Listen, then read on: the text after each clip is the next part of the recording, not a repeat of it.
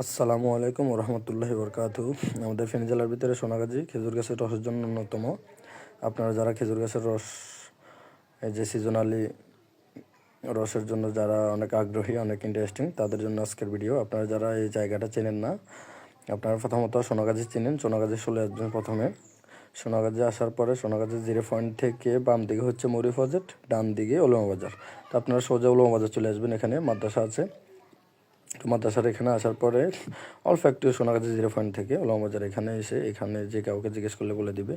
তবে এই যে এখান থেকে অল্প একটু আপনারা আসার পরে দেখবেন এখানে গরম গরম আপনার সিঙ্গাড়া, চমচা, তারপর যাই আপনার গরুর দই, তো এগুলো পাবেন। এখান থেকে আপনার কাউকে জিজ্ঞেস করলে দেখিয়ে দিবে আদর্শ গ্রাম কোন দিকে। তো একটু সামনে গেলে আদর্শ গ্রাম দেখবেন। এখানে আসার পরে দেখবেন যে এখানে এই যে আদর্শ গ্রাম, একটু আসলে আদর্শ গ্রাম পাবেন। এখানে খেজুর গাছের রসের স্পট মোটামুটি।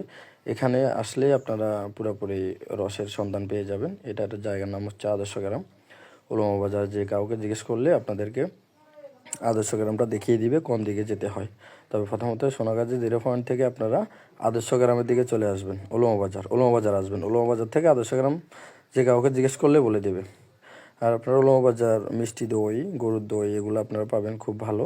এবং কি এখান থেকে আপনারা রাবও নিতে পারবেন। রাব রস দুটোই একসাথে নিয়ে যেতে পারবেন। তো আপনারা যারা চেনেন না, চিনতে আপনাদের মিসগাইড হয়, তো আপনাদের জন্য আজকের ভিডিওটা করা। তো আশা করি শীতকালে এই রস রাব এগুলোর জন্য আসলে সবাই আগ্রহ থাকে কেন্দ্রবিন্দু। যে আবার এখানে আপনারা এই যে মহিষের দুধ বা গরুর দুধ এগুলোও পাবেন। অনেক খোঁজ করলে একসাথে আপনারা সব কিছু নিয়ে যেতে পারবেন।